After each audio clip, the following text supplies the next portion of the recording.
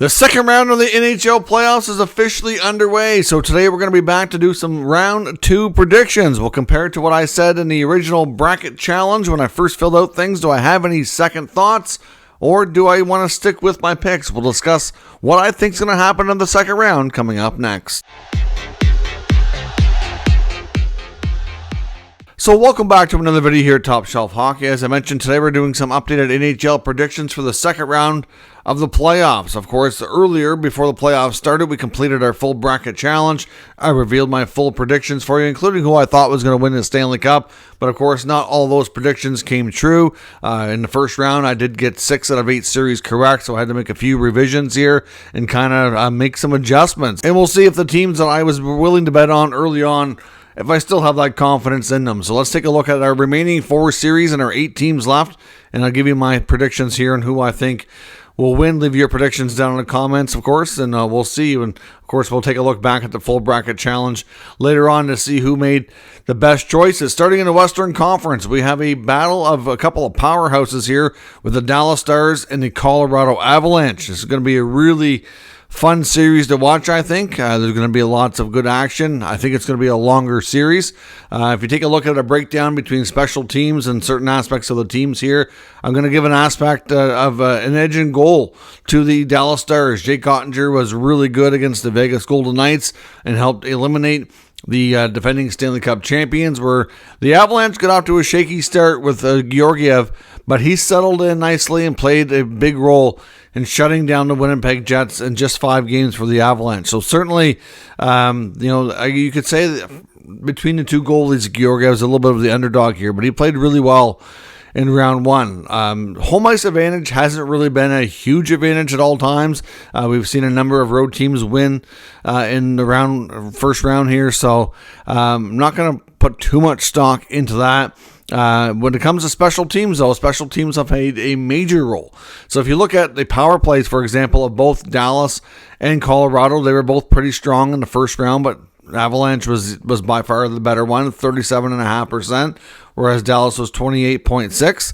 On the PK, they're pretty comparable. The Avalanche were at 76.9%, and Dallas was at 75%. Now, the Avalanche did score a lot more goals, which would include at 5-on-5. They scored 28 goals in just 5 games, where Dallas mustered 16 over a 7-game series against the Vegas Golden Knights. So the Avalanche have been playing at a much faster clip, scoring at a much higher rate. The power plays, I mean, if I had to bet on power plays across the NHL, it's really hard to go against teams like the Avalanche and like the Oilers for all the firepower they can put out there.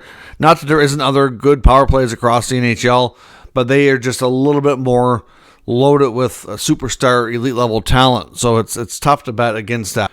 Now, my original pick in round 1, I did have Dallas beating Vegas in a 7-game series, but I did have the Jets overcoming the Avalanche. So obviously that's not something I predicted correctly. I predicted that the Winnipeg Jets would win because they handled the Avalanche extremely well during the regular season. Not only did they sweep the season series, but they really kept them at bay, and that they were one of the top defensive teams in the NHL.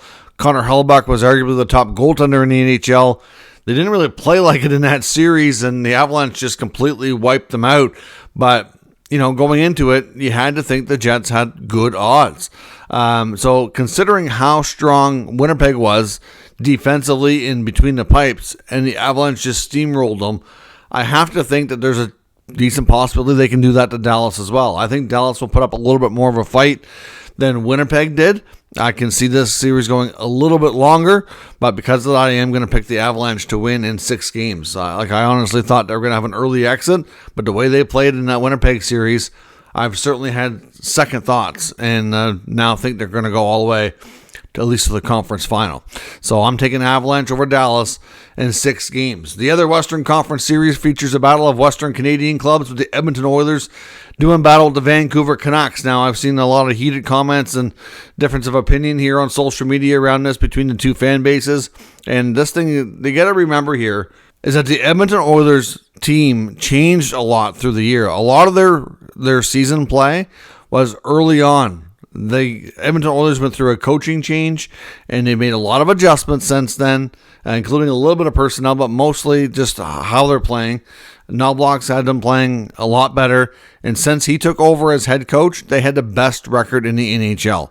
That's nothing to sneeze at here. Like that's a pretty significant thing. I mean, the Edmonton Oilers were not far off from catching the Vancouver Canucks for first place in the division. And if they wouldn't have had the crappy start that they did, they definitely would have been the top team in that division for sure.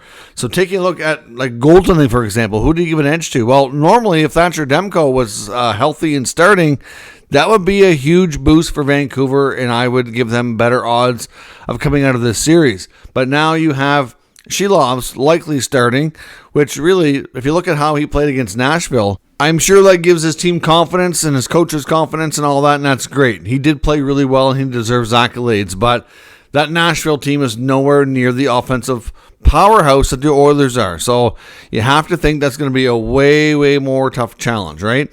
So you have to give an edge, probably in this case, to Edmonton, where Skinner's been, more steady and been their guy for a long time, whereas in Vancouver, they're on goalie number 3, and even though he's played well, if things go poorly, what do they turn to? Casey DeSmith, again, not exactly, the star power that you have in Demko, or even the regular season for that matter of, some of the other more consistent starting goaltenders. So not to take anything away from them, they do have good depth at the position, thankfully, or they may not even be here to play the Edmonton Oilers. But at the end of the day, goaltending-wise, an edge that would normally go to Vancouver if their starter is healthy is just not there right now, in my opinion. Power play-wise, it's night and day. The Oilers were running on a clip of 45% against Los Angeles. Los Angeles is a pretty good defensive team, typically. Obviously, they've given the Oilers some fits over the years. The Oilers usually come out on top, but they usually give them a real hard go, and they beat them easier this time than they have in the previous 2 years. So 45% compared to only 15% in Vancouver. So Vancouver's power play was not a big part of the reason why they beat Nashville. On the penalty kill, normally you look at Vancouver and be like, oh, wow, they didn't give up much to Nashville at all. They were at a 90% PK rate. That's impressive. They got to have an edge here, right?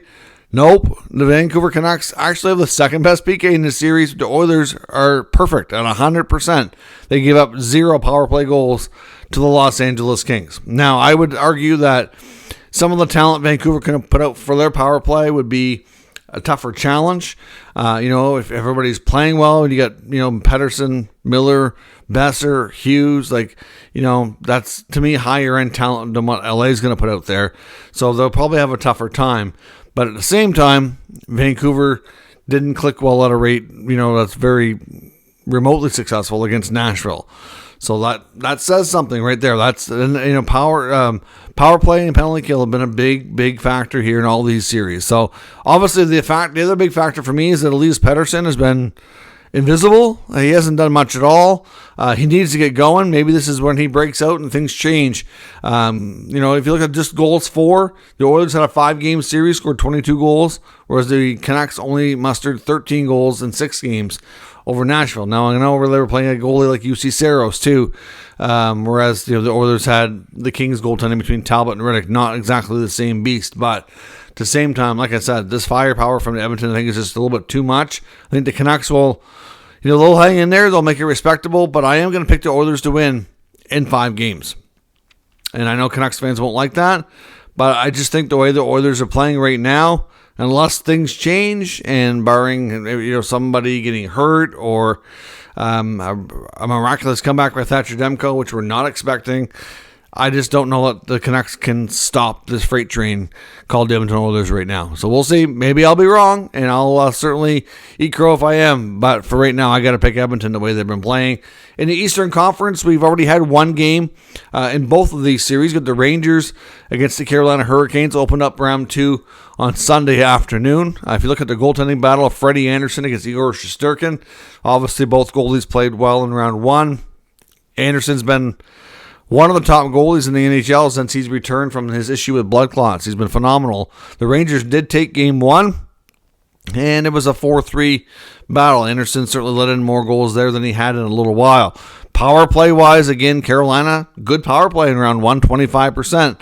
But not the Rangers are much better, over 44%. And of course, these stats also include the first game of their series too. On the PK, the Rangers are at 90%, whereas the Canes are only 61%. So the special teams battle right now is edging towards New York. There's no doubt. 5-on-5 though, I think the Hurricanes have been a little bit better overall. And this is like all the playoffs, right? This counts round one and the first game of the round two here. They've been more offensively potent. I guess they put up more goals against the Islanders, but at the same time, the Rangers also played more games. So, are they really stronger? It's hard to say. Like 5-on-5, the Carolina Hurricanes definitely need to make some adjustments. The Rangers certainly showed their strength, and this is a series that I'm not as confident in before. When I first did my bracket, I had the Rangers and the Canes both winning in round one, so this matchup was exactly how I had it on my bracket, and I did pick Carolina to win then. And I'm going to stick with them. I think it's going to say it's 7-game series, but the way we've seen the Rangers handle the Capitals, which not a huge surprise, but they handled them even easier than I thought they would. And then the Canes, will lose game one. The Rangers might just be a force to be reckoned with here, and maybe I'll be wrong on this, but I'm going to say Carolina in 7. Long series here. Boston versus Florida, I did predict the Panthers to win. I did take Toronto over Boston in Game 7. I had a number of games right at 7, and I said before I didn't have a lot of confidence in it. It's hard to have confidence when you're betting on the Leafs, but at the same time, I just thought maybe it would be the year. Like Boston continues to defy the odds here, in my opinion. If you take a look at their team on paper, you still have to scratch your head a little bit and be like, how are they this good? And the answer is goaltending. Jeremy Swayman has been an absolute beast. And normally the way Bobrovsky's played in last year's playoffs and how he started in Tampa series this year, a lot of times Bobrovsky's going to have the edge. But I got to give the edge to Jeremy Swayman. They came in with no rest last night. 2 days later, after winning Game 7 against Toronto, had to travel on top of that. And Swayman just put on a clinic last night, only gave up 1 goal, and they were sound defensively. So edge is going to go to Swayman between the pipes. Power play, edge to Boston as well, 31% to only 18% for Florida. The PK, edge to Boston as well, 95% to 81%. So that's, not looking real strong there. Goals for, Boston scored a few more goals, 23 to 21. They have played more games though. So at the same time, my original pick was Florida because I had them playing Toronto. I think Boston will be, the way we saw Boston play and the goaltending that they're getting, I think will be a tougher matchup for Florida. So as much as the stats kind of say here that Boston should be the favorites right now, I know they're not. And I do have, I guess, that long-term faith that the Panthers are going to get it going, because if you look at what happened last year, they were down 3-1. They came back against this team. This series is not over until it's over. I am going to pick the Panthers in 7. That's what I think it's going to take. I think it's going to be a long, hard-fought series again. Florida's got to get their power play clicking at a higher rate. They have to stay out of the box because the Boston power play has been doing really, really well. And they have to play better defensively. Last night, I thought Aaron Ekblad was not very good. That's a defenseman that logs a lot of minutes that the Bruins can try to pick on and cause turnovers and things like that, like he was doing last night. So at the end of the day, based on how Florida played last night, it's hard to have that same confidence.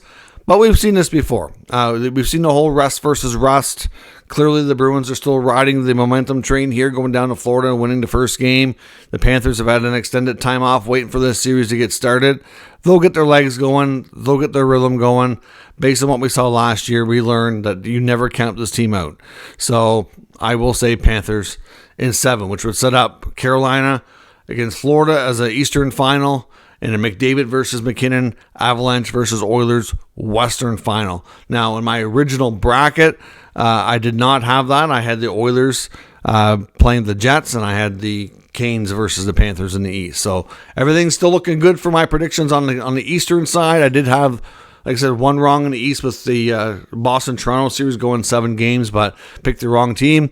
And obviously on the other side, I had one wrong as well with the Jets going down to the Avalanche. And now, based on what we've seen there, I've got a completely different point of view now on the Avs, and I think they're going to go a lot further than I originally had thought. So let me know your round 2 predictions down in the comments. We'll discuss further. Stay tuned for more details and information on the videos. No.